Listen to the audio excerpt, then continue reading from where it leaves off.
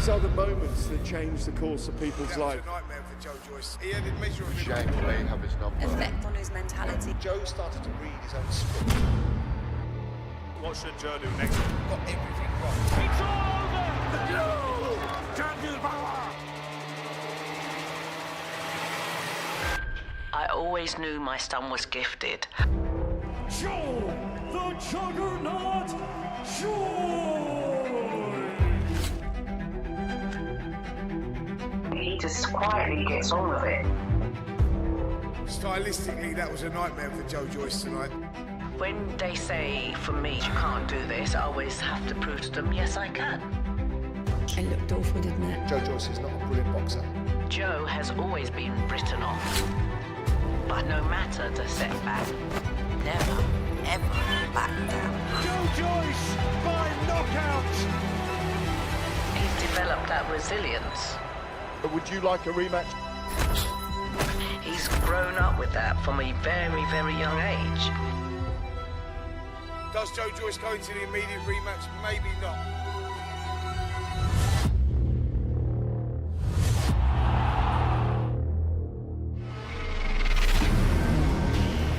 The reason he's activated it is because he thinks he can beat Zhilei Zhang. Champion power! He didn't have to take the fight. The public has realised he's a man who will take on anyone. You know what? This kid has the ability to win a world title. His career is on the line.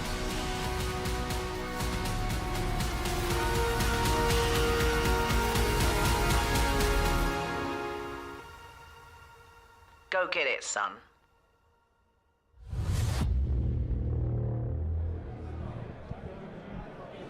Hello, welcome to London, welcome to Wembley, welcome to weigh-in day. Listen, there is a question that the world is asking right now.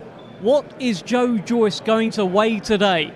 We're going to find that out very shortly. I'm delighted to be joined by a WBC silver champion, a Commonwealth champion, a Asian Sports Personality of the Year. I mean, You're doing it all, Mr. Hamzah Sheeraz. How are you? I'm very well, Dev. How are you? I'm okay. Good to see you. I mean, you're looking very dapper as well. I mean, you've really turned up. That's it. I had to for an occasion like this. I thought, why not? Mate, you were this is the Joyce Zhang fight week.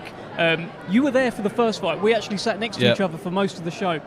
What did you think was going to happen when Joe Joyce boxed Zhilei Zhang back in April? Tell us. I remember doing interviews before the fight, and my prediction was I thought Joe Joyce was going to take him out of there within 8 rounds. My prediction was well off. But let's see what happens tomorrow night. When you watched it all happen, when you watched Zhilei Zhang land that backhand consistently and damage the eye of Joe Joyce, what was going through your head? What were you thinking? I put myself in Joe's shoes, and I thought, you almost asked that question in camp. What was he doing? Common sense would suggest fighting someone such as Zhang to just watch out for his backhand. That's where all the power lies, and it was almost like he was defending with his head. It was quite baffling, wasn't it? Yeah, it was. It was very, very baffling to watch, and it was very hard to watch as well. To be fair. But we can only hope that changes have been made in this camp. Well, look, people are talking about, there's a 5-month time between these two fights, and people are saying, is 5 months enough time for Joe Joyce to make the adjustments to come away with success?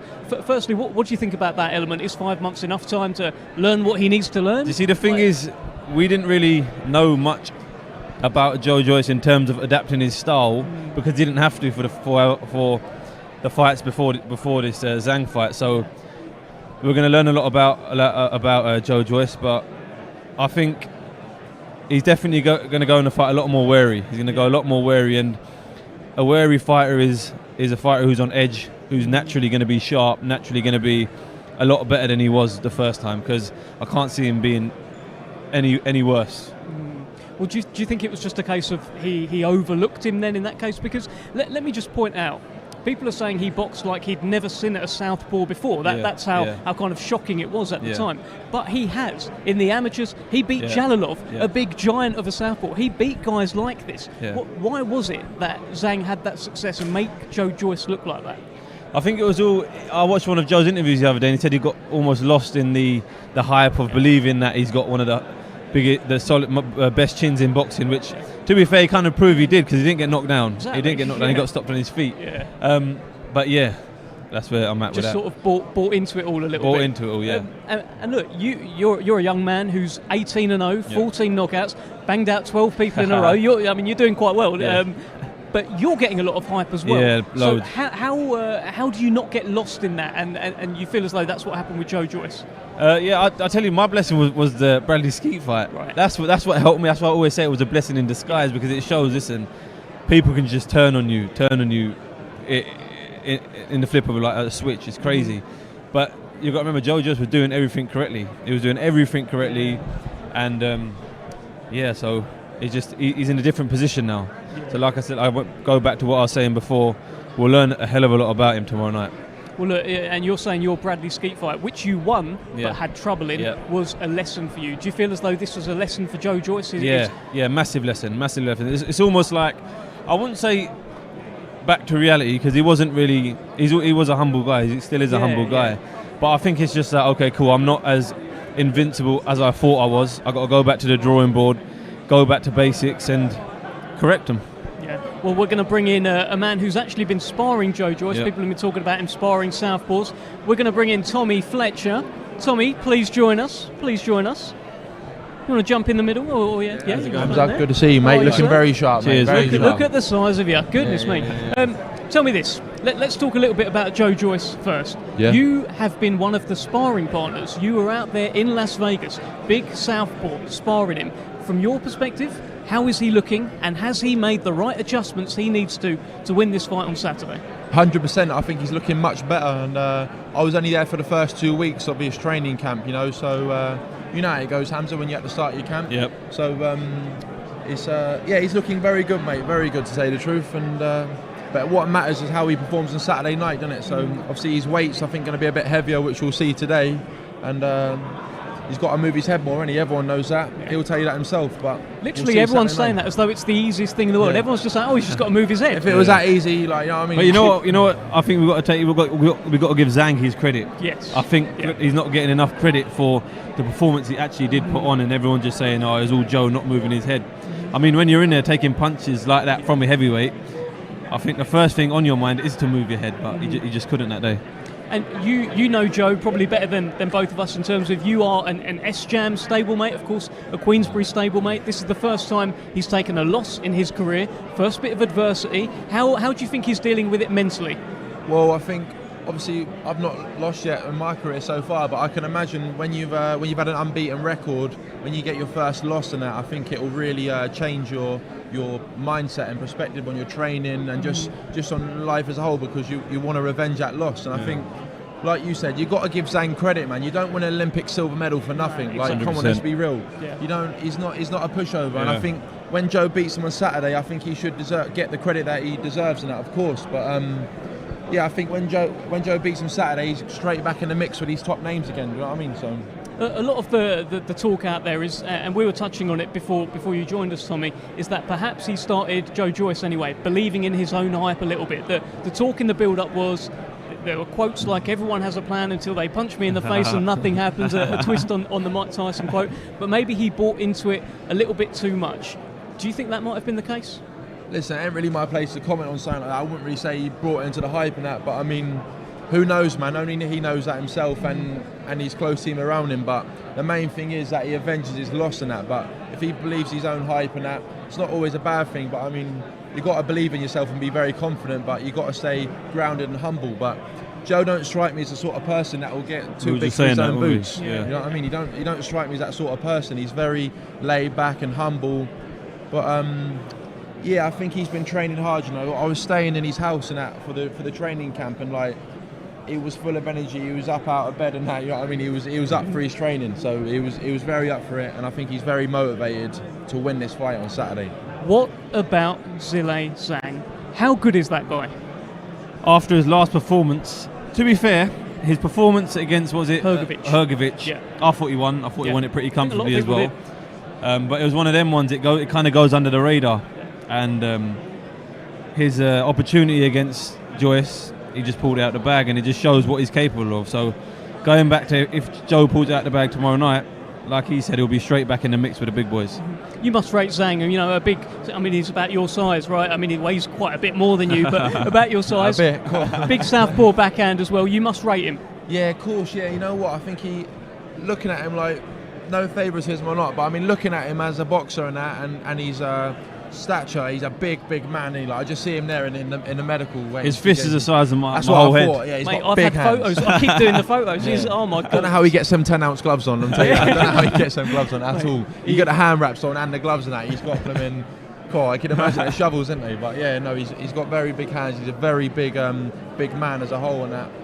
So it's a big ask. But look, Joe's a big bloke himself. I wouldn't say he's small, is he? So no, those two big blokes going at it on Saturday, it's going to be interesting. I'll say that. But I'll tell you what though, it's not often you see Joe Joyce at a weigh-in going like this, looking up. He's looking up to this guy, right? I mean, has that ever happened to you? Has that ever happened to you yet? You're both big guys. First for your time weights. now. Look, first Oh yeah. Mate, I've had him my whole life. I'm like, all right, fellas. The tallest person I thought was River Wilson Bent for the Commonwealth. He wasn't bigger than you though, was he? I think same. The tallest I thought Okay. anyway. But yeah, it was pretty strange. It was a little bit strange as well, and it kind of gives you that whole element of a different angle you have to fight at. But Joe, listen, he's done it before, and he'll do it again. And you haven't had someone bigger than you yet. I mean, 6'7", right? I can't say I've ever fought anyone taller than me, no. But I remember as an amateur, a young kid, and that I was still a novice at the time. They're at my amateur gym. They used to bring like the university kids over. This was when I was very raw. I think I sparred a 6'9" or maybe even 7 foot guy. He couldn't box at all. But I mean, it was very tall. But other than that, I've never had any run-ins of anyone taller than me, to tell you the truth. No. So let's talk about the weight. Yep. That was one of the key questions after the first fight. Joe Joyce came in too light. Zhang was 22 pounds heavier than Joe Joyce. Yeah. That doesn't happen often. Not only did he have to look up to him, it was just a bigger guy than him. Did he come in too light? Is that the feeling? I mean, I personally think he did. And you can see him now. He looks a lot more bigger. He looks a lot more stronger. I think he might. I don't know. From my assumption, he'll come in similar to where he come in against Joseph Parker. I think it was around 270, 271. Yeah, exactly. And I think he performs at his best then. Obviously, as a heavyweight, I don't know how it works weight-wise, but you try to use different formulas depending on your opponent. So hopefully he does come in a lot heavier, and I'm sure it'll help him. And does he look bigger to you? You've been in camp with him a little bit as well. Bigger, thicker guy. When I was in Vegas with him, I was sparring him. He was still very big then. I wouldn't say he's small at all. Yeah. And then a couple of weeks ago, Shane calls me, can you come spar Joe? And that's one of your last spars. I turn up at the gym. He looked a lot bigger, punch a lot harder as well. And obviously he was very switched on. But he looks a lot bigger, I think, definitely. And obviously he's a lot stronger now. So. And what about yourself? You're back in action this Saturday night. I mean, you've been making promises all week about what you're going to do to your opponent. Tell us more about this. Yeah, listen, I want to win Saturday. That's all that really matters. You know, the method of victory doesn't really matter. But of course, in this boxing business, people don't want to see it go the distance. No. People want to see people get knocked out, like viciously knocked out as well. And then I think he means that, doesn't he? I think he does. Of course, people don't want to come watch point scoring, but I think I carry enough power to knock this guy out on Saturday for sure. But okay, well, we look forward to that, Tommy Fletcher. We're going to wish you good luck and swap you in for Ismail Salas. Thank you so looking forward to this. Thank you, cheers. Thank you, Tommy Fletcher, the Norfolk Nightmare. And here comes Mr. Ishmael Salas. Nice to meet you. Yes, good to see you, sir. Yeah, good to see you as well. How are you? I'm very good, very good. How did it all go? How was the camp? This is the first time. We're finalizing now the training camp. It's already done. Only the last part of the camp, it will be tomorrow fight. Mm-hmm. But this is the first time that Joe Joyce has ever had to come back from a loss. First time you've trained him after a loss. What's he been like mentally? Everyone is undefeated. After get lost, we need to, as a trainer, work in mental work. Mm-hmm. And I've been experienced, for example, with Linares. He came with me with 3 losses. Yeah. Jordan Ugas with 3 losses. Lara with 1 loss. Robesi Ramirez with 1 loss. And after that, they're coming back. Mm-hmm. Because every trainer have their own style. I don't say it's the best, but I am kind of motivator. Mm-hmm. So I try always to bring the best of them. Mm-hmm. Not push them down, to break them down mentally, just to cheer up all day tough. It's important. When people are asked about what went wrong for Joe Joyce in the first fight, they say he didn't move his head. In this fight, he needs to move his head. There must be more to it than that, though, Ishmael. What do you think? There's more than just that, You right? know, yes. Style make a fight. This is the number one thing. So, their night, unfortunately, everybody have a bad night. Yeah. It was not the best night of Joe Joyce. Everybody saw Joe Joyce with Parker. Everybody saw Joe Joyce with the ball. So he been in very good night. So then that night was bad for him. The number one, everybody knows Joe Joyce is a slow starter. Everyone knows that. Yeah. He's a slow starter. But that night was too slow. Even we always taking care of his warming up previous to the fight, and he was sweating. But mentally he was cold. Yeah. So we learning from mistake. And I don't blame Joe Joyce, it's the only mistake. Whole team did a mistake. One big mistake. So, look, Zhang is very, very confident. He was very, very confident the first time as well. He's been confident throughout. He says he's coming over here to end Joe Joyce's career. What do you say about that, Ishmael? Well, I say thank you. I will end your career too. Be ready, baby. We are 40-year-olds, so better go and take care of your grandchild. Okay, well, look, he's also said that he's going to target his eye. I mean, yesterday when they faced off, he did kind of point to the eye a little bit. He really means it. I mean, how's he going to keep out of the way? You know, man, and he's right, okay? Yeah. Because he have to take his chance. Yeah. His opportunity every fighter have to take. He was a challenger. He got the title, interim title. Now, more pressure. He have to defend it. Yeah. It's not the same. I was talking to Hamzah. He expects Joe Joyce to be heavier. I think everyone expects Joe Joyce to be heavier this time. What sort of weight do you think he'll come in at? Yeah, he's actually the last fight was very light. Very light, yeah. And usually he's heavier. For some reason, maybe the diet was not properly or something. He was really very light. This time we try to follow up what he's eating. My wife personally give the meal daily. To take care, we need you to take care of your food. Don't try to find food and junk food in somewhere else. Right. So he's heavier now. He's heavier. Would some of it be because he's training in Vegas? You train in LA as LA, well. yeah. Like, does the weight just fall off you easier the more time you spend out It there? does because of the heat. It's literally it's down Yeah. to the heat, and plus, I can imagine being the bigger you are, the more you sweat. So, yeah, definitely. As long as they're being on top of the nutrition, like he said, I don't think there'd be any issues. Okay, so what about Zhang? You've seen him this week as well. Do you think he'll be heavier? Do you think he'll be lighter? He's got new strength and conditioning. He's doing things. He he deserved it. Yeah. He won the title, interim title, and he create the proper teamwork. You know what I mean? Yeah, As every fighter do. And it's good if for us, man. If we come in the best shape of Cheng, we welcome him very well.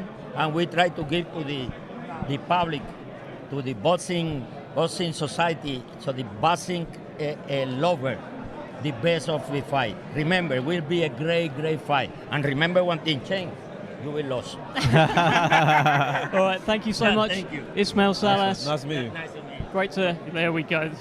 Worst handshake ever, guys. Apologies about that. So Ismail Salas, look, he's confident, right? Yeah. Of course, he's confident in his guy.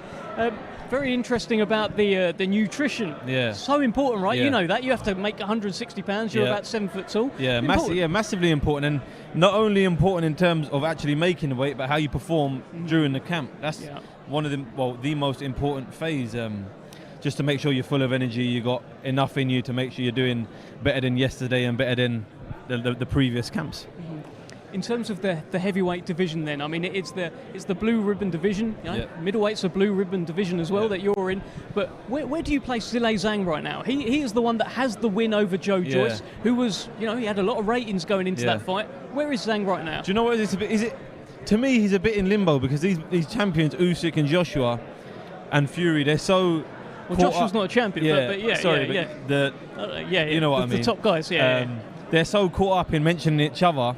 Zhang's almost been put aside, and put aside because he's a hard fight, number one, and number two, I think it's more risk than reward with him. Yeah, I mean, look, but you've got to think he has that WBO interim title right now, and that's the thing. When you are a guy who is going to be a tough fight, you get hold of a belt like that, he will be mandatory. He is mandatory right now, but risking to get against Joe Joyce. Yeah, that's why you got to give him his credit as well. You got to give him his credit for what he's doing, coming over to England again. He must be full of confidence, but I'm hoping Joe can pull it off. Look, I'll tell you what, just on the Zhang thing, he's a funny guy as well. I mean, some of the stuff, I mean, the whole chat get zanged and all of that, all down the camera, Chinese power and all of that. He's been fun to be around. Yeah, no, it's good. It's always good when they bring personality as well. It's always good when they bring personality, because you'd rather that than someone who's just there quiet and don't have nothing about them. So it almost brings that extra element to sell the fight. Well, we've got people walking out in front of the camera, behind the camera. No, we're all good. Weigh-in day, right? I mean, for heavyweights, it's all right. Yeah. It's all right. But for you, normally when you have to make 160 pounds, can be a bit of a nightmare. How do you find these kind of events? I've learnt to cherish them. Early on, it was a bit like, let's go there and let me just step on the scales and get out and drink my water and whatnot. But now, as you get more into your career and the more cameras there are on you and the more you have to get out there, you learn to cherish it and you learn to take it all in, do your interviews and do new flexes up on the scales. Flex it up. Look, to be fair, I have ring announced some of your weigh-ins. I do remember getting a bit annoyed actually, because I'd be like giving you the build-up. I turn around, you're already on the scales. Oh yeah. You're already. I was like, can you let me just build it up? But so yeah, look, it's heating up in here. There's plenty of media here as well. There is. It's got that big fight feel, and your feeling is that Joe Joyce will get it done, or you're hoping he can get it done. What's your feeling right now? I'm hoping he can get it done. He's definitely going to come out more cagey, more wary, and you never know. It could have just been a bad night at the office, as simple as that, and he will turn up and he'll get the job done. But Zhang's an elite fighter. We see what he's capable of, and it's just all about who's made the correct changes. It's the second time in his career, Joe Joyce, that he'll be the underdog. Now, the first time was against Daniel Dubois. And I think with Daniel Dubois, he's a big, heavy puncher. At that point, unbeaten, putting people to sleep. Knocking them out, and they're moving on the floor and all sorts of stuff going on. So, at that point, maybe Joe Joyce had a little bit of fear in him about what Daniel Dubois could hit him with. Do you think he'll have that same respect now for Zhilei Zhang? He's been there before, hasn't he? He's been there before. He'll have a newfound respect for Zhang for sure. But then again, it's less pressure on his shoulders. It's less. People say it's more, but if you actually break it down and think about it, it's less pressure. He's been there. He's been in the ring with him before. None of it went his way. So the only thing now is for that to not happen again. That's the only bit of pressure he's got in there. Because now he can go there and enjoy himself and see if he can. The changes he made in camp, see if he can bring it in the ring with him. That's interesting. So you feel like there's less pressure? I feel like there's less pressure. Interesting, because I feel like there's more than ever, and I guess more people would think that because he's 38 years old. Because this is, I mean, where does he go if he loses, kind of thing? And look, he's not really thinking about it. But very interesting getting the fighter's psychology into this. Yeah, it's good because when it comes to all these fighters, I always put myself in their shoes. I say, if that was me, how would I go about things? Obviously, there's probably people out there who disagree. But yeah, if that was me, that's how I'd think about it. I've been in there. You've got to break it down mentally. I've been in with him before. Didn't go my way. I can only make better changes now. I can't make worse changes. And yeah, let's have fun. We can see Joe Joyce on your screens now with his mother. The promo, of course, played earlier on. Wonderful promo. His mum involved. Good promo that was. Yeah, I mean, very good promo. Joe Joyce is a guy who's had stuff thrown at him his whole career. People have been criticising him. He's too old. He's too slow. From the get-go, Doesn't do this. He doesn't do that. But you've had a taste of that after your fight with Bradley Skeet for the first time. Probably people saying, he's no good. He's not the hype. How do you deal with that? Like I said, it was when I first had it. It was a bit like, this ain't nice. This is a bit my back's against the wall kind of thing. But then when you go into camp and you're mentally clear and you're away from all of that, it's like, all right, cool, it's good. I've got these people to prove wrong. That's it. I'll work on myself and I'll make it happen. And as long as Joe's adopted that mentality or something similar to that, I'm sure he won't have an issue. Do you think it could bring out the best in him, this whole scenario? 100%, back against the wall? 100%. Because you've got to remember, everyone's saying, most people are predicting, or the people I've spoken to, that more or less the same thing's going to happen. I don't think that's going to be the case. But yeah, like I said, it's all about the changes that have been made. It's all about the changes. Well, look, this happens, right? People, as you said then, a lot of people are just saying Zhang will do the same thing again. Well, that's what I've been speaking to people over there. Yeah. More or less people are saying the same thing. But I'll tell you, we had a fight quite recently. Yeah, it was Chris Eubank Jr. against Liam Smith. Everyone was saying the same thing about him. They were saying there's no way that maybe Eubank was no good in the first place. Turns out he was pretty good. That just, it all boiled down to a bad day at the office. That's literally all what it boiled down to, a bad day at the office. And in the rematch, he made it happen, and he turned up and he got the victory in stunning fashion. That's a good example you use there, to be fair. Thanks very much. So yeah, need some of your boxing knowledge, Dev. Yeah, there you go, dropping the bars. But look, since we just mentioned Chris Eubank Jr.'s name, I know look, we're here for Joyce versus Zhang, but I know you want a bit of Chris Eubank. I'd love to have a bit of him, yeah. But I feel, in reality, I need to get my name a bit more up there, to be fair, for him to even take interest in the fight yet. But I'd say two more fights this time next year. You could potentially see myself and Chris Eubank Jr. in the ring. Do you think you got the beating of him? Of course. It takes, if you see how George Groves beat him, it was just behind the jab, and he kept it simple. And I think I got one of the best jabs in the game. So we'll see how he deals with it when it comes. Okay, well, we're going to bring in a man who is also in action tomorrow. They call him the Cannon, Mr. Ezra Taylor. How's it going, man? You good, yeah? Come on, how you doing? Good, I'm good, man. I'm good. Ready to go? You can't help but check yourself out. I didn't know what that was. You do that. Now, technology's crazy nowadays. But yeah, I'm good, man. I'm here. I'm on weight. Yeah, man. I'm ready to just get it cracking tomorrow.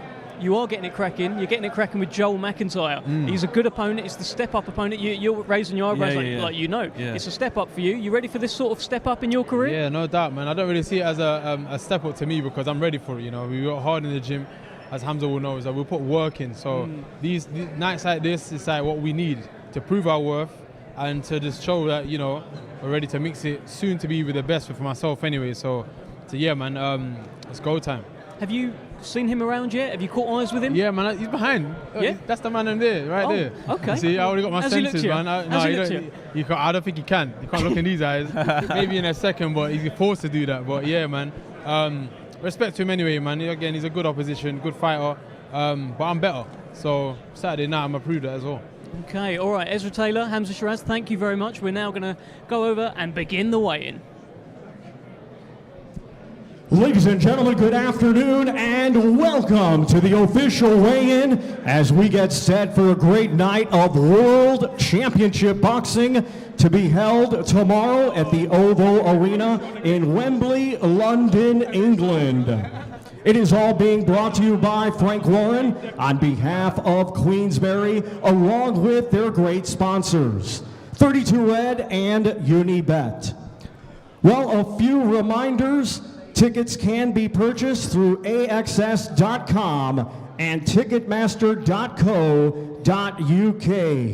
It will also be televised live on TNT Sports beginning at 7:30 p.m. London time and also in the United States on ESPN+.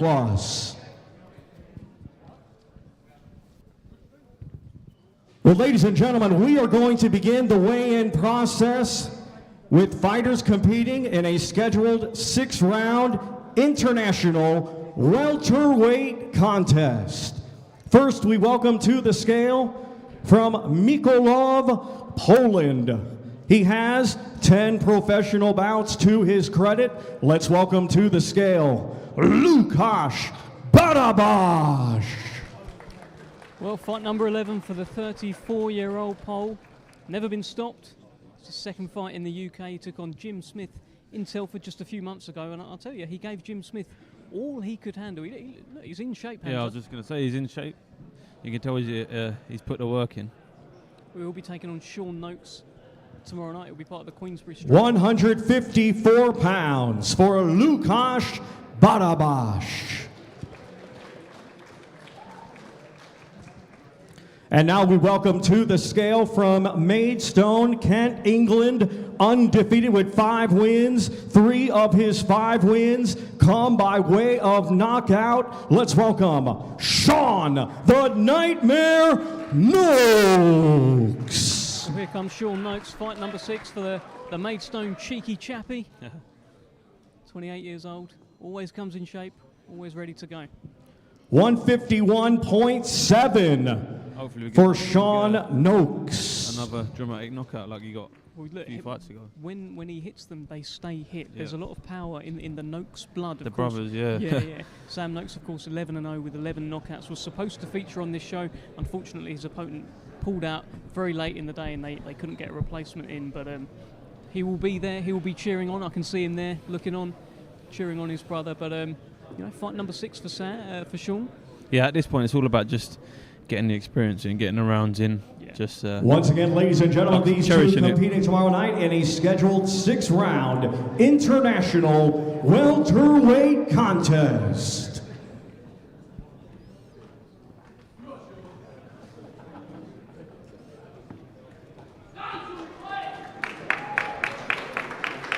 Six rounds tomorrow.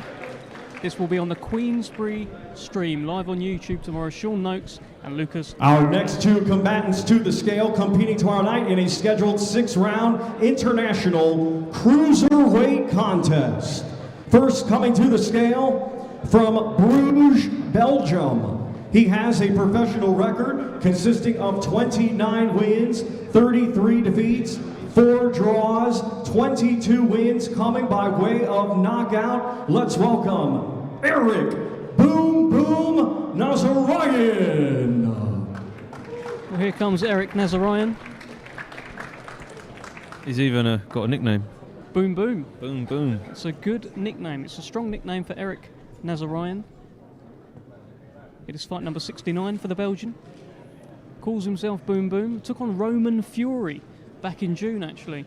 He was Roman Fury's debut opponent, and look, he's a durable guy, and he's taking on Alois Jr. tomorrow night on TNT Sports. Let's see if Alois can get him out of there.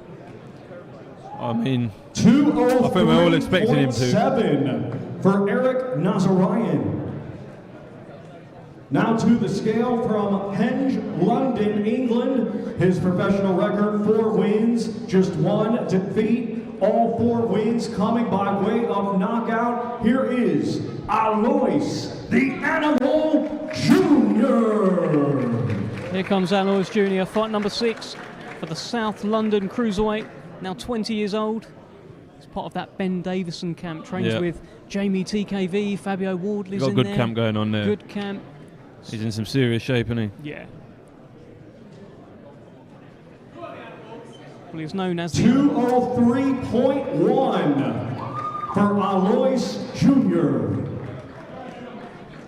Was last out in May on the LS Sorrow Hosea Burton undercard. He stopped his man Borna Gurkic in 3 rounds. I mean, really knocked him out cold. This is a young cruiserweight with hellacious power, Hamzah. Yeah.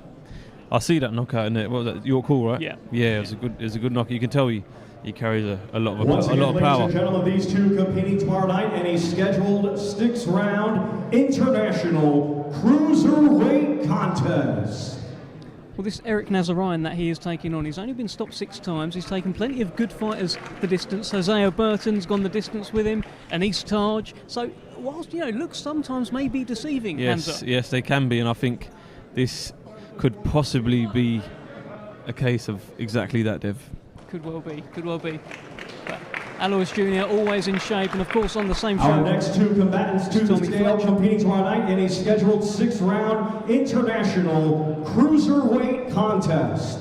First, we welcome to the scale, coming to us from Oviedo, Principado de Asturias, Spain. His professional record, 3 wins, 4 defeats. 2 of his 3 wins coming by way of knockout. Let's welcome Alberto Tapia. Well, here comes Alberto Tapia. He will be the opposition for Tommy Fletcher, the other young Queensberry cruiserweight prospect on the card, who's beefing with Alois Jr. They're building that fight. They're building that up very good. 197.5 for Alberto Tapia. It's always nice to see a an early rivalry brewing between two Now we welcome to solid the scale fighters. from Norfolk, England, undefeated with 5 wins. 4 of his 5 wins come by way of knockout. Ladies and gentlemen, here is Tommy, the Norfolk Nightmare Fletcher. Fight number 6 for the man they call the Norfolk Nightmare. Has to be one of the best nicknames in boxing, Hamzah. It's definitely up there, isn't it? It's right up there. Did you give him that nickname, Dave? I don't think I did, actually. I did give a few out, but I didn't do the Norfolk Nightmare. 199.2 for Tommy Fletcher. Well, I mean, he looks in shape as well. He's always in shape. He's a 6'7" southpaw cruiserweight, hard-hitting fighter. Not normally top of anyone's list to have a fight with, really, is it? Yeah, no. How old is he now? He's 20 years old. Once again, ladies and gentlemen, these two competing tomorrow night in a scheduled 6-round international cruiserweight contest. To carry the power himself and Alois carry at their ages is a rare, very rare thing. It's absolutely tremendous. But look, he is towering over Alberto Tapia here. Alberto Tapia listed as 5'11", and Tommy Fletcher is 6'7", a giant cruiserweight. And look, as much as they'll probably say, I'm only focused on my opponent in front of me, they will be trying to make a statement to each other. Tommy Fletcher and Alois. Yeah, especially being on the same card. Yeah.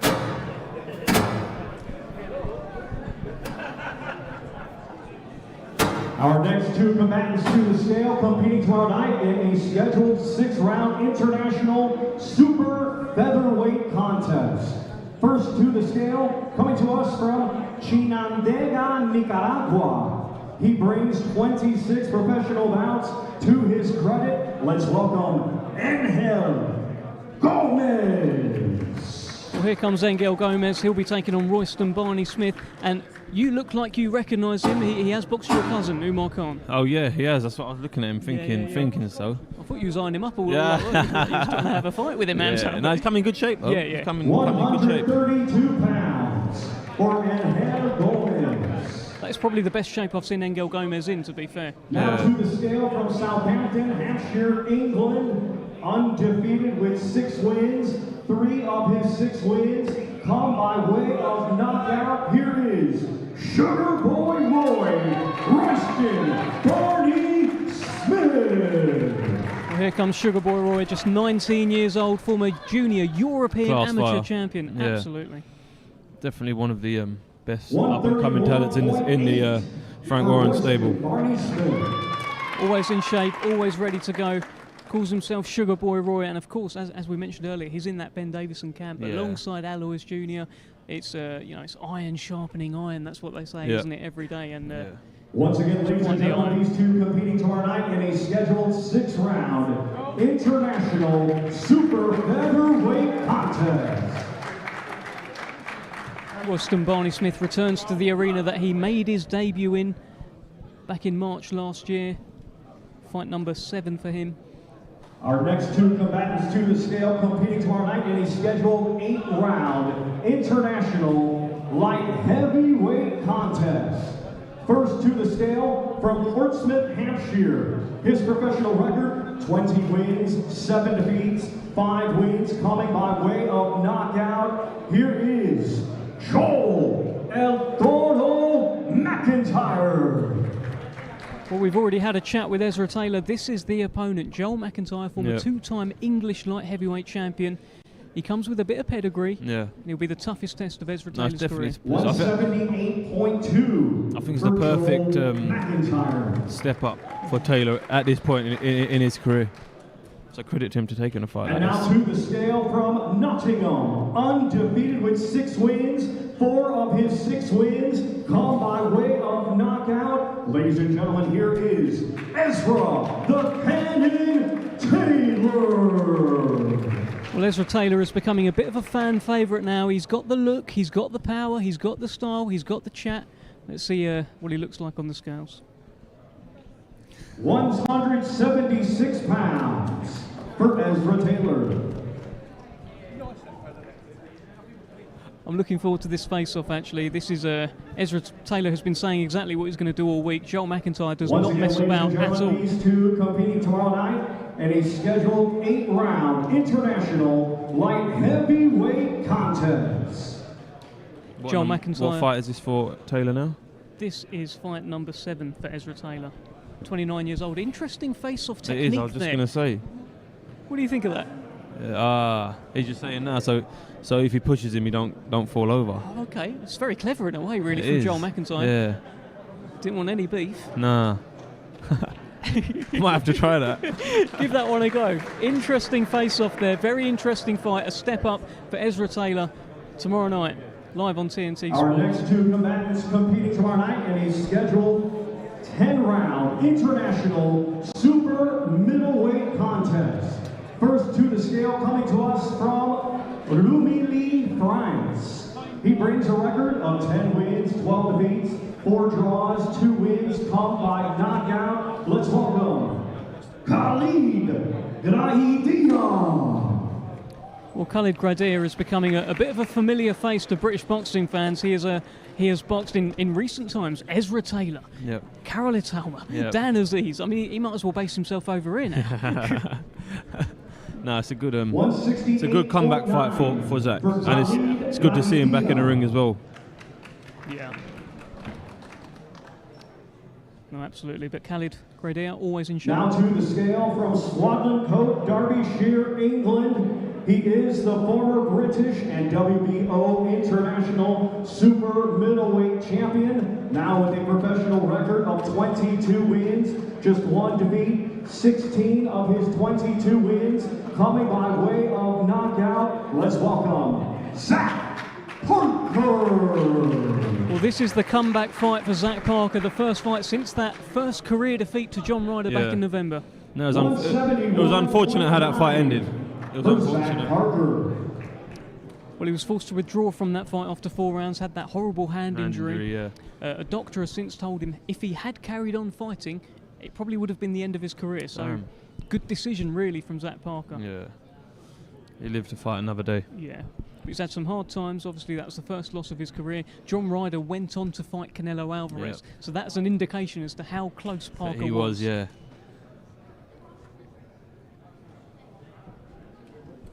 But he'll have his work cut out on Saturday, tomorrow night. If he is looking to make a bit of a statement and get Khalid Graidia How many rounds out is of there. how many This rounds? is 10 rounds. I reckon he'll get him. Once again, ladies and gentlemen, these 2 competing tomorrow night in a scheduled 10-round international super middleweight contest. And it wasn't the best year at all, really, for Zach Parker last year. Took that first defeat of his career, was meant to fight Demetrius Andrade before that. That was the whole thing. That was a Pride build-up, Park yeah. Turned into a bit of a nightmare. But he's very much on the comeback trail now, and Khalid Graidia is the man in his way.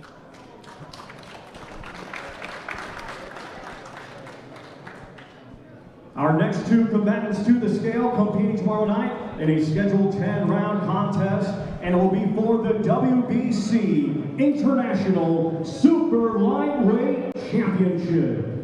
First, we will welcome to the scale the challenger from Beswick, Lancashire, England. He has a professional record of 16 wins, 2 defeats, 7 wins coming by way of knockout. Here is Sugar Cane Gardner. Well, here comes the challenger for the WBC International Super Lightweight Championship, Sugar Cane Gardner. Big fan of him calling himself Sugar Cane. That's pretty good, that answer. It's like I said, it's up there with the names you'd give out there. But no, I'm looking forward to this fight. Yeah, very, very. 139.3 for Cane Gardner. Cane Gardner is rough, he's rugged, and he promises to take Pierce O'Leary into deep Welcome water. to the scale, the defending champion, coming to us from Dublin, Ireland, undefeated with 12 wins. 7 of his 12 wins come by way of knockout. Here is the reigning and defending WBC International Super Lightweight Champion, Pierce Big Bang O'Leary. Well, just a reminder, there is more than just one Big Bang on the show. There is Pierce O'Leary, fight number 13 for him. 139.6 for Pierce O'Leary. Yeah, no, he's one of my favourite fighters on the Frank Warren roster. Pierce is 100%. always great to watch. He's great to watch, and he gets knockouts. His last fight that he had in Belfast, home soil, the guy was supposed to give him rounds, and he didn't. He gave him about a minute. So Pierce O'Leary looking very good. This is the step-up fight, though. Kane Gardner has that win over Connor Walker, who just beat Cyrus Patterson, who was touted for big, big things. So by far the biggest step-up so far in the career of Pierce O'Leary. Yeah, no, it's good though. I think it's about time because he's definitely got the potential to go on and do big things and win world titles. So this is just another step Once again, in his way. These two competing tomorrow night in a scheduled 10-round contest. It will be for the WBC International Super Lightweight Championship. Who's got the British super lightweight? Dalton Smith. Dalton Smith is the British champion. There's Adam Azim, who is challenging for the European. It's a very, very glamorous division. Yeah. Exactly. And Pierce O'Leary believes that the cream will rise to the top. 100%. Definitely one of the best divisions to be in domestically anyway. Oh, absolutely. And worldwide. Yeah, of course. On world level, there's plenty going on as well. But I'll tell you, look, these fellas are really... No one wants to break that face-off. Serious business, this. Well, Pierce O'Leary is a serious man, and he's got serious Might ambitions. have to shout out, tell him to stand sideways so don't fall over. Bit of Joel McIntyre. Showed us how to do it earlier, but nothing really bringing them apart. That WBC International Super Lightweight title on his Our shoulder. next two combatants to the scale competing tomorrow night in a scheduled 6-round international heavyweight contest. First to the scale from Ghent, Belgium. He brings a professional record consisting of 7 wins with 8 defeats. Let's welcome to the scale, Amin Busetta. Well, here comes Amin Busetta, fight number 16 for the 31-year-old Belgian. Actually boxed twice in the country this year. Took on Scott Forrest in Manchester in January on the Eubank Smith card. And boxed Tommy Welsh on the Lawrence Sokoli v Chris Billum Smith card in Bournemouth. 228.3 for Amin Busetta. There's Amin Busetta. Now we welcome to the scale from Chatham, Kent, England. He had a stellar amateur career and now as a professional is undefeated with 4 wins. 2 of his 4 wins come by way of knockout. Ladies and gentlemen, here is Moses Itauma.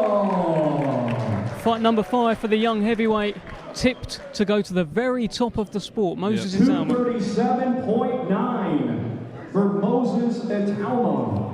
237.9 is a career lightest, by the way, in his 5 fights so far for Moses Itauma. Yeah, no, he's definitely been staying active. Yeah. Going about it the right way if he wants to get to the top. Well, in his debut, he was 248. His second fight, he was 249.5.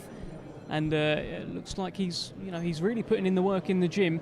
Once again, ladies and gentlemen, these two competing tomorrow night in a scheduled 6-round international heavyweight contest.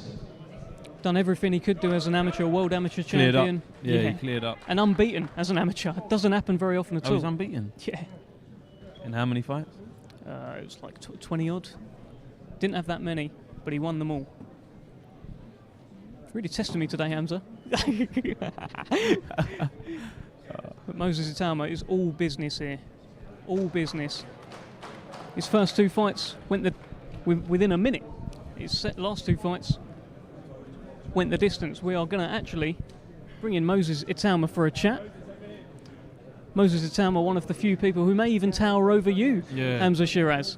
Might be the hair though, might be his hair. Might be the hair. No, actually, he's coming and plays a unit here.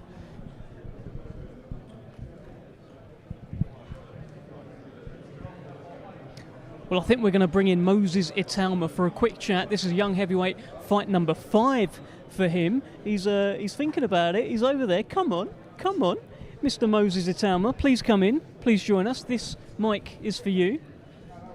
What's happening? What's happening? Jump in the middle. How's it going, man?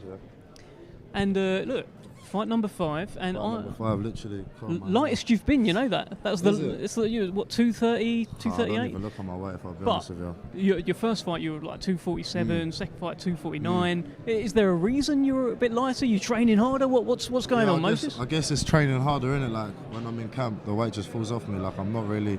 I wasn't aiming to come light. I guess I just was like. Well, heavyweights don't really need to look at their weight like Hamzah's looking at his weight. But you've come face to face with your man there. He's the guy in your way tomorrow night. What did you make of him? It's a bit soft around the midsection, so I'll probably, Are you calling him fat? Yeah, a little bit. Try whip them body shots in, and we'll see what happens, innit? Well, look, as I mentioned to you yesterday at the press conference, your first couple of fights were over within a minute. The last couple went the distance. Now that you've had a look at this guy, how do you see it going tomorrow? Round 3 or 4. Round 3 or 4, I reckon. All right, look, we're going to hold you to that. We're going to hold you to that, Moses. Moses, best of luck to you. Thank you so much. And we will see you tomorrow. Well, that's Moses Itauma. Let's go back to Thomas Triber. Ladies and gentlemen, our next two combatants to the scale compete tomorrow night in a scheduled 10-round contest in the light heavyweight division. First, we welcome to the scale from Matosinhos, Portugal. His professional record, 22 wins, 8 defeats, 12 wins coming by way of knockout. Let's welcome, gentlemen, Jorge Silva. Well, Jorge Silva is the late replacement who has come in for Anthony Yarde.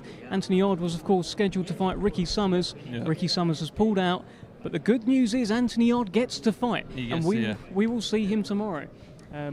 Jorge Silva here, 31 years old. Fight number 31. Sorry, 40 years old. Fight number 31. And look, a chance of a lifetime for him. Yeah, definitely chance of a lifetime. 170 not an easy one for Jorge Silva. Now we welcome to the scale from Ilford, Essex, England. His professional record, 23 wins, 3 defeats. 22 of his 23 wins come by way of knockout. Let's welcome the former 2-time world title challenger, Anthony the Beast from the East, Yarde. Well, I'll tell you, tremendous ovation here for Anthony Yarde. And after what he did in January at the arena, the effort he gave, I think he deserves that ovation. Yeah, no, Hamzah. for sure. I think we'll see him back in the mix with the big boys, maybe end of this year, early next year, and I see him winning a title in the light heavyweight division for sure, no doubt about it. He's still just 32 years old. You got to think like Petroviac's 38. 7.9 for Anthony Yarde. He's coming into his prime now. Yeah. His first world title fight he had pretty early on, especially being a light heavyweight. But do you know what I mean? He's coming into his prime now, and like I said, he will definitely do big things like winning world titles in the future. Well, look, if you think about it, he only had, people mention this, he only had 12 amateur fights, right? It's crazy when you think about it. It is crazy. Tomorrow night in a scheduled 10-round contest in the light heavyweight division. But it'll be great to see Anthony Yarde back. He gave us that thriller back in January against Artur Beterbiev, traded blow for blow with an absolute monster, and it took Tunde Ajayi throwing in the towel for that fight to stop. He'd probably still be in that arena over the road, still trying to punch him now. That just shows the type of caliber of fighter he is. Yeah. Skill, heart, it's what it takes to be a champion. Yeah. Exactly that. And I'll be very curious to see. He's quite close to kind of like championship weight there. He's only a couple of pounds over. He didn't really need to make it, right? At all, yeah. Didn't need to do that at all. But I think we're going to grab Anthony Yarde for a chat. And hopefully we'll find out what Anthony Yarde thinks about this fight that he's got tomorrow. Last-minute replacement. Has that happened to you yet so far in your career, where you've got your sights, you're going to fight this guy, and then someone else comes in at last minute? You have to. It's not actually happened to me. Right. It's not happened. It's boxing, right? Yeah, like exactly. it happens. So I can only imagine what it's like at this level. I wouldn't say it's so bad because it's more of him having a comeback fight and getting in there and just getting active again. But I mean, I can only imagine what it's like at title level. But that Beterbiev fight, let's talk a little bit about that. I mean, fight that was. He even says, you know what, it was a really good fight. Like when he watches it back, and it was. Yeah. Were you ringside for that? I assume you were. No, I was actually in America watching it. What did you think when you was watching it? It was one of them ones where he gave everything he could have possibly. He left it all in the ring, and that's what boxing's about. That's what it's about. It's that's why he's such a friendly favourite, because. He leaves it all in there. Yeah. And against Kovalev, he done the same thing. Yeah, it's the same thing. So like I said, it just shows where he's at and what he does. He gives it his all for the spectators and for the boxing fans. It feels like he's more than ever now. He's won the hearts of the British boxing public, of the world boxing public, because that was on the world stage that he's done that now. And I think people have really taken to him because of what you said, because he does just give it everything. He leaves it in there, and you can't do much more than that. You can't do more than that at all. And like I said, it just shows what he's willing to do to please the public. Well, let's bring in the beast from the East himself, Mr. Anthony Yarde, looking good. No, you're looking good though, looking good. What's happening? How are you feeling about this one? You're back. That's the good news. Come on. That's the main thing. I'm back. I was meant to have Ricky Summons. That would have been sorry, just a bit higher, yeah. No, I was trying to get your socks. Yeah, my discombobulated. I caught my socks on. Like, come quick. No, but yeah, meant to be Ricky Summers. Yeah, he pulled that last minute, so I just want to get back in the ring. I don't care who I fought today. Weight-wise, do you know what? Like, for a fight like this, a little comeback fight, I thought maybe 280, 285, you're chilling sort of thing. You're quite close to championship weight. What's that about? Do you know what it is for me? I just want to, like, every time, like you will know, every time you go into a fight, we're big for our weight as well. Yeah. Every time you go into a fight, you want to get comfortable or get used to getting to the weight. Yeah. When you get comfortable going just above, it's that last little bits that make damage the difference. that made the difference. So even when they told me the weight, I was like, yeah, as close to the championship as possible. Do you know what I'm saying? So it's about me pushing myself, getting to that weight and being comfortable. That's it. You got a lot of love here. Come on, man. You know, this is the same place that you had that fight with Artur Beterbiev back in January. Hamzah was just talking about it. It was an amazing fight. Yeah. You gave it everything. 100%. Like how many times you watched it back? And how did you look back on it? About 5 times I watched it back. Yeah, I watched it back. First time was like shortly after the fight. I was still a bit emotional, but I was like, why did he throw in the towel when I was still there? So that was really on your mind. You weren't happy at the time with that? At the time, so when it just happened, obviously, I don't ever react straight away because going through life, you learn that you're in there, it's heat of the moment, you can't see. Yeah. And then when I watched it back, I was like, why did he throw it in? Like, well, you know what, I'm like... And then when I watched it back later, again, I kept changing my mind, so I was like, you know what, that's what you got a team for. Frank Warren agreed with it. People that love and care about me agreed with the decision, so I'm a warrior at heart, so I'm like, yeah, you'll fight to the end. Do you get what I'm saying? I've been in the roadside, so we're never going to want the towers to get thrown in. We're saying if Tunde didn't chuck it in, you'd probably still be over there now trying to knock that guy out. Exactly, 100%. So what do you want to do next? Look, this is a welcome back fight for Anthony Yarde, but you want to become a world champion. That's still very much the hunger, the drive to get there again? Of course, that was the dream from when I even first started boxing. World titles and big fights. So again, there's a couple of fights out there that are big, that are not world title fights as of yet. I'm welcoming all challenges, as I always have. If it makes sense, I'll fight the opponent. But again, this fight is all I'm focused on right now. Getting the job done, and then on to the next. This is the same arena that you made your debut, just last one before we let you go. Same arena you made your debut in, right? That's 2015, 8 years ago, nearly 9 years ago. How different are you now as a guy? And tell me, how different is the hunger level? Has it got even more? Like, what's this Anthony Yarde like? Because I've tasted it, you know what, I will say it's around the same. Yeah. Because I've always had that. Before I had no money, how I grew up, it was even amazing to turn professional, to be signed and things like that. And now I'm in a certain position, the hunger's still there. I still got the reminders of the position I was in before. And then because I've come so far, and I've come so close, it's that, I need to get there. It's in touching distance. Touching distance. I can see I'm grabbing it. You know what I'm saying? Trying to grab me up here. What's going on? Anthony, I'm going to let you put your socks on. Yes. Let you sort yourself out. Thank you. Great to see you again, and great to have you back. Always. Love. Come on. See you back, man. Thank you so much. Anthony Yarde, ladies and gentlemen. Let's go back to the main event weigh-in. Ladies and gentlemen, at this time, we are going to weigh in our main event participants. It is a rematch scheduled for 12 rounds, and it will be for the WBO Interim Heavyweight Championship of the World. We will first welcome to the scale the challenger from Putney, London, England. He was a 2016 Olympic silver medalist, and now is a professional. He has a record consisting of 15 wins, just one defeat. 14 of his 15 wins come by way of knockout. Ladies and gentlemen, here is the former WBO Interim Heavyweight Champion of the World, Joe the Juggernaut Joyce. Well, I'll tell you, the roof nearly went off here. He's become a real fan favourite as Joe Joyce. This is the comeback. This is it. coming back from the first defeat of his career. Such an important fight for Joe Joyce. He looks Let's a lot find bigger. out. Exactly, he does. 281.2. Wow. It's a career heaviest, that, isn't it? 281 pounds, and that is indeed a career heaviest for Joe Joyce in this fight. The highest we've seen him before is 271. To the scale, the defending champion, a native of Zhou, China, now fighting out of Bloomfield, New Jersey. He is a two-time Olympian, now consisting a record of 25 wins, just 1 defeat, 1 draw. 20 of his 25 wins come by way of knockout. Here is the reigning and defending WBO interim heavyweight champion of the world, Zhilei Zhang.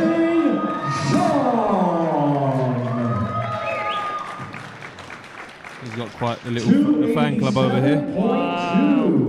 287. Both fighters are heavier than they were for the first fight. So we've got Joe Joyce here, who weighs 281, and Zhilei Zhang weighs 287. 6 pounds between them. Career heaviest for Joe Joyce. I believe it's a career heaviest also for Zhilei This Zhang. our main event tomorrow night, scheduled for 12 rounds. It will be for the WBO interim heavyweight championship of the world.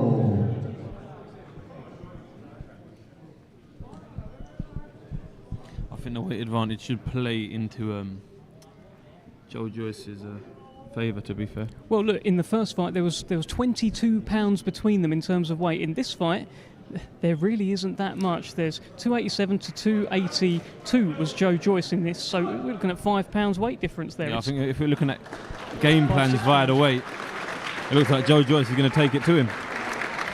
He certainly looks ready to take it to him. Joe Joyce, Zhilei Zhang, WBO interim heavyweight championship. Joe Joyce made a little grab for the belt yesterday. Let's see if he does it again. That's all business. All business here. Serious business. But look, this was all the chat. People were saying Joe Joyce has to come in heavier. I wasn't expecting Zhilei Zhang to come in that much heavier as well. So he's still going to be the smaller guy in there. Yeah. But let's bring in the juggernaut. Big jugger. Big, heavy jugger. Goodness me, 282 pounds. Is that right? 282? Guess so. I wasn't really Big guy. paying attention, to be honest. But look, everyone was saying in the first fight, he was too light. He needs to come in heavier. You've come in almost like 30 pounds heavier. Is this something you've done on purpose? Yeah, I've took constructive criticism. That's a meme, by the way. We're doing that. Yeah. I took constructive criticism and come in heavier. Yeah. So because I knew the weight was a little bit light. Last time I started the camp already on weight, so this time I've corrected all the mistakes and been a little more conscious of what I've been eating and and also the way I'm training. Just nitpicking from the last camp and just making small adjustments, all round pretty much. So I'm in a lot better place physically, mentally, and also my focus and drive to win this time is a lot stronger. Well, you're not the only man who's come in heavier. Zhilei Zhang has also come in heavier than he did the first fight. Now, you've seen him up close. You saw him up close there back in April. How does he shape up to you? How does he look to you? Yeah, he looks like the same kind of shape, but a bit heavier. I noticed on the scales he's still heavier, but I think and I can see in his eyes that he wants it, and he's got something to lose now. He's got the belt, so I need to take it back off of him. I've heard you refer to that as he's got my belt and I need to go and get my belt back. He's got my belt, so I need to get back. Yeah. It's on loan. It's on loan. How did it look to you up there, that belt? I mean, does it look a little bit weird being on Zhilei Zhang? Yeah, it's very shiny and nice, and I want it back. This time, right, I mean, when we go back to April, there were moments in the fight, in the exchanges, you were trying to smother him a bit and he'd just shrug you off. Now that you're up in there in the weight now, do you feel you'll be able to physically impose yourself more than you did back in April? Yeah, definitely. I agree with all what you said. Yeah, I think I'm coming in heavier, but I'm still keeping the speed and also the more know-how from the camp into this fight. So I believe I'll get victory this time round. Do you think you can stop him? Yeah, I reckon I can stop him. Yeah, if you hit him with the right shots. Well, look, he wants to hit you with shots to your eye. That's what he's been saying. He's all making week. it very clear. Let's see if he does that or not. Look, at the face-off yesterday, he was like pointing to your eye a little bit. Did he do anything like funny up there? I was like, ooh, I'm so scared. He's going to go for my eye again. But look, he is planning on going for your eye, and he's been very confident in the build-up to all of this, even back in April. He's a shrewd character, and I'm sure he's got a lot of tricks up his sleeve, and he's like, he's playing little mind games. I think. I don't know. Do you think he is? Do you think he's trying to get in your head a little bit? Yeah. What would you think? I'm not sure it's possible to get into your head, Joe Joyce. I think you're too thick. No one's going to get in there. But look, Joe. So your final prediction: you believe that you will stop Zhilei Zhang tomorrow night? Yeah, that's my prediction. Okay, all right. But I'm going for the win, however I get that, because this is very important for me, in the steps ahead for my career. So I need to grab this with both hands, and I have done with the camp and the focus and the drive to get back to where I was. For the time for the mandatory to get called. Okay, and one shot at the title. Look, and that's what it's all about. One final thing, right? This whole story that's been emerging. Tyson Fury said, "Come and spar me, come and train with me," and that's the only way that. Bit too expensive though. He said underground around. No good. Did you pay that? Definitely not. Definitely not. But was it ever a consideration, or did you just sort of take that with a pinch of salt? Yeah, it was a consideration, but when I thought about it and listened to how much the figure was, I obviously knew it wasn't being serious, and that could be a next fight or a fight down the line. So don't want to give him too much. It's smarter not to spar him at this stage. Okay, Joe, it's been a pleasure to speak to you this week. It's good to see you on the scales like that. And Hamzah, unless anything you want to ask? Just best of luck, man. Best of luck and do what you do best. Cheers. There we go. Thank you so much, big juggernaut. Thank you. We'll let you go. Keep it. Well, you can take it. I ain't going to fight you for it, am I? Goodness me. Joe Joyce there. A big, heavy Joe Joyce. How did he look to you up there? He seems a lot more concentrated than how he was the last fight. I remember when he was doing interviews, there was a lot more joking about. It was a lot more, a bit everywhere. But now you can see he knows he's got a big job to do tomorrow, and he's on it. Well, that's it. In the interviews building up to the first fight, because it wasn't like a destination fight, people were like, "Oh, what about Fury? How do you think you get on with him?" They're overlooking him. No, exactly. They're overlooking him. It's possibly overlooking him, but I tell you, this man here, you can't overlook him. Big Bang Zhilei Zhang, who's going to come in for a chat. Please do. Here comes the Big Bang, and here is Kurt as well. Yeah. And Kurt will help us translate. How are you, sir? That's the heaviest weight I believe we've ever seen you. How did you feel up there? Yeah. 我增重是我平时的体重就是这样，这一期的训练营，然后通过训练，然后体重自然而然的就长那么多。 That's the way I walk around with. It's from training. I didn't intentionally put on extra weight. Was there any thinking though at all? Because everybody told Joe Joyce, "You are too light. You need to come in heavier." Was there any anticipation from Zhilei Zhang that Joe Joyce will be bigger and heavier, and therefore Zhilei Zhang needs to be a little bit bigger to just be able to deal with that? 很多人觉得乔伊是需要增重的才能打二番战给你，他肯定是增重的。你也是增重的，是因为这个目的吗？ No， 我没有刻意的去增重，而他是刻意的去增重。然后至于增重的效果怎么样，我们到明天的比赛就会这样分享。He put on weight intentionally. I didn't do that. It's my natural weight. So as far as how it's going to work out, let's find out tomorrow. And in terms of your camp, your strength and conditioning, all these therapists that you've brought in, you genuinely feel this is the best camp you've ever had and you're ready for this? 你的训练营是不是你这一长期以来最好的一次训练营？对，这一期的训练营是我这么多年来训练营最好的一次。For all those years I've been pro, this is the best training camp I've ever had. And what did you see up there when you looked into the eyes of Joe Joyce? What did you see? 从他眼睛里能看到什么？我从他眼睛里看到，我感觉看到他的眼睛好像伤还没有好，还在肿着呢。I saw an old injury that was not healed yet. Really? You don't think his eye is ready? He says it took about a month for his eye to heal, and his eye is okay. You think it's not okay? 他说的1个月就好了。一个月好了，只是外表好了，里边的内伤还没有好，然后心里的伤还没有好。It took a month for him to look okay, but deep inside the scars, the tissues, we never know. And mentally, that injury is tough.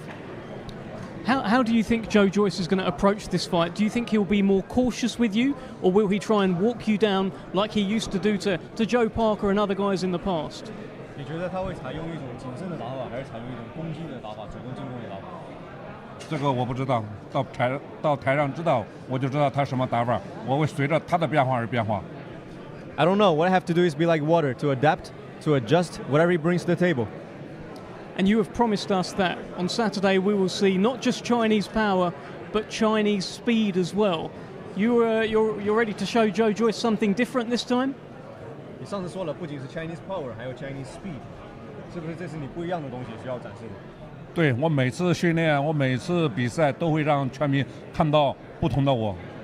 Yeah, every time I train, I keep that in mind. I have to be something different. I have to do something different. How is this fight going to go right now? After you've seen Joe Joyce, after you've done the weigh-in, all the talking is done. But what's Zhilei Zhang's final prediction? 见到乔伊斯之后，今天又见到他一次，觉得比赛会以什么样的方式结束？昨天我已经讲过了，把 T 去掉，变成 KO。 Like I said yesterday, I don't like the letter T in TKO. I'll take it all. Okay. All right, Big Bang, thank you so much. It's been a pleasure to be around you this week. Thank you, Kurt, as well. Brilliant.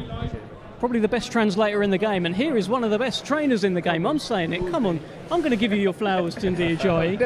I'm going to give you your flowers. Well, is it me or are you just getting taller as a... I think I'm going to honestly, today. He's definitely getting taller. What are you now? On Boxfrick it says like 6'3". That is a lie. 6'4". That's a lie, Hamzah, isn't it? Yeah.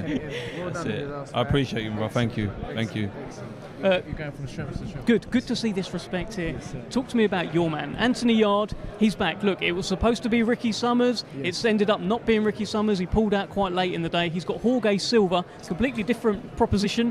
Tell us your thoughts heading into this. Well, this is boxing, you know, and Hamzah, if he doesn't already know, he will know that you need supreme focus to get to a certain level. You know, Anthony has been at the world-class level for a number of years now, and who's in front of us doesn't really matter. The preparation has always got to be stellar, and it's just an opponent. It's just an opponent. Obviously, I mean they threw a few southpaws that we definitely wouldn't have taken, because that's a total change of thinking. But he's an orthodox fighter, a strong fighter. Been a professional since 2005.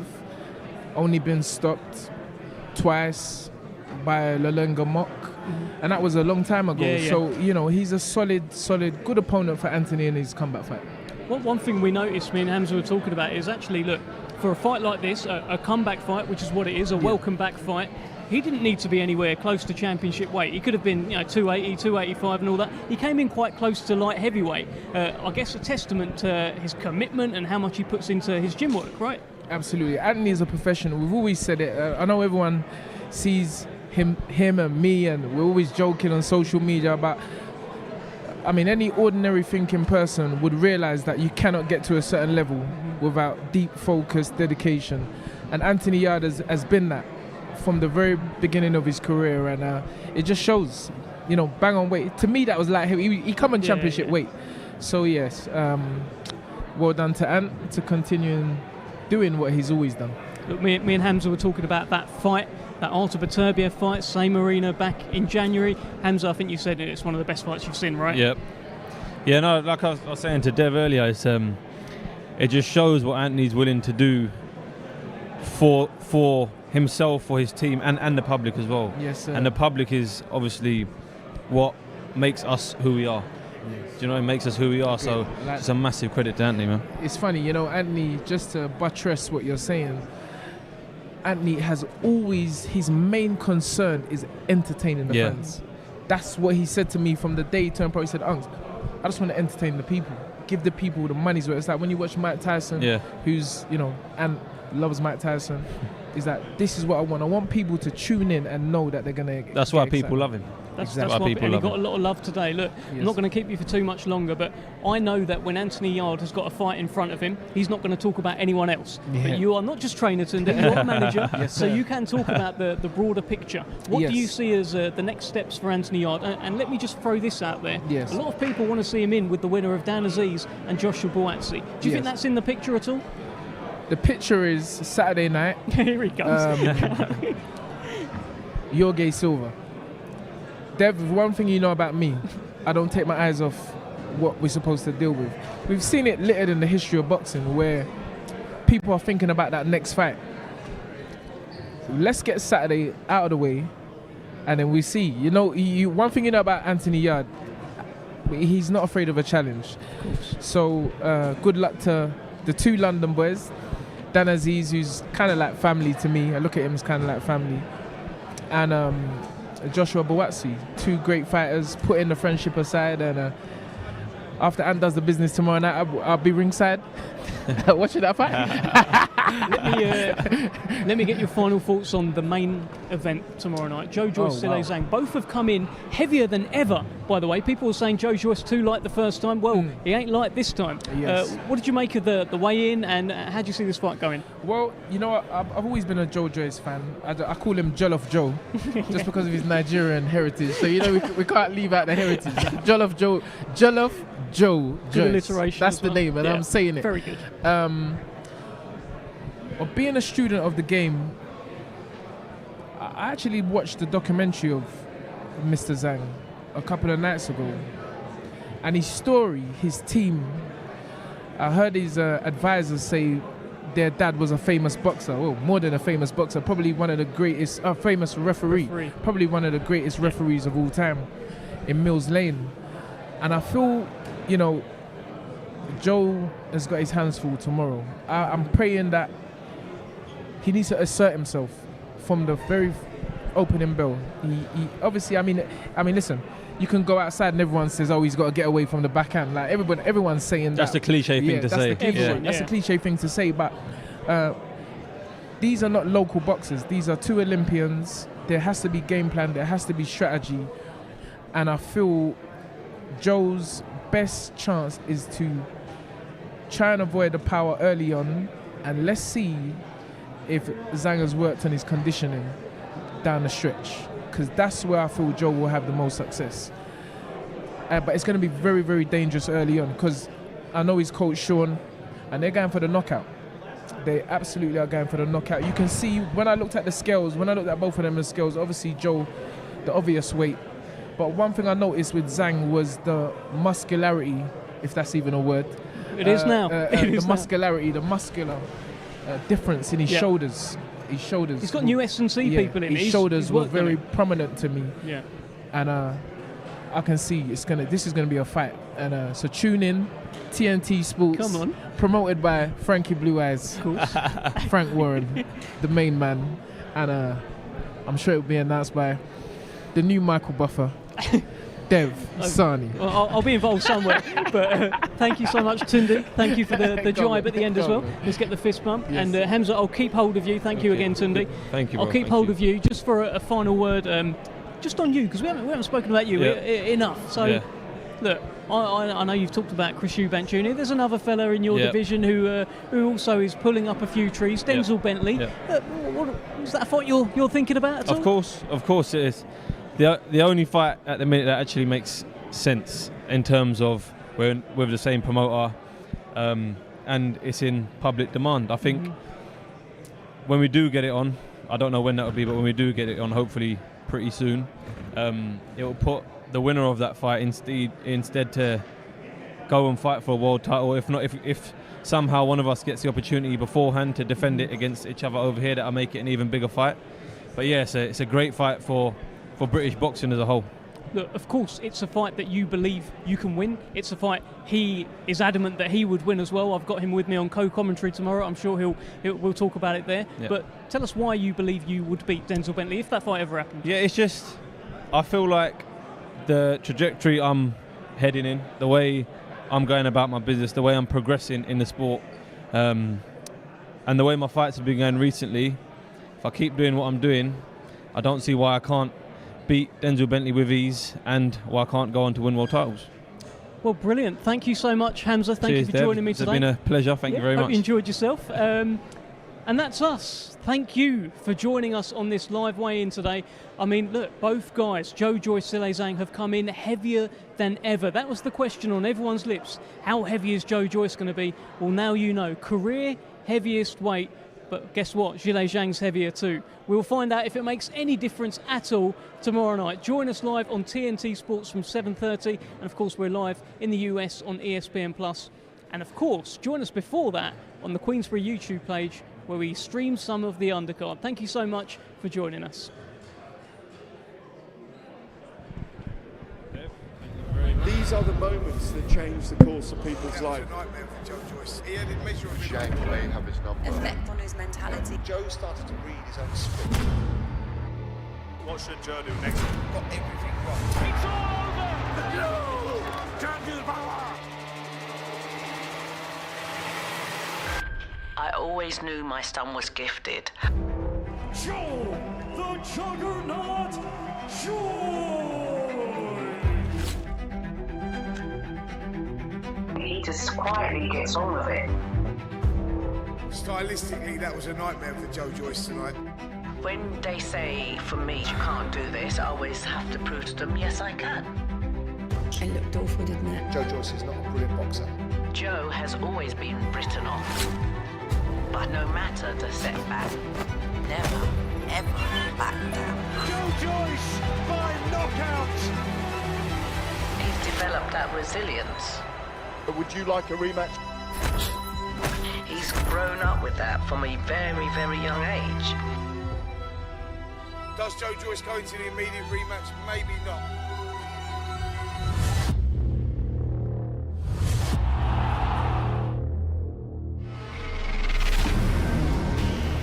The reason he's activated it is because he thinks he can beat Zhilei Zhang. Then, can't do the power! He didn't have to take the fight. The public has realised he's a man who'll take on anyone. You know what? This kid has the ability to win a world title. His career is on the line.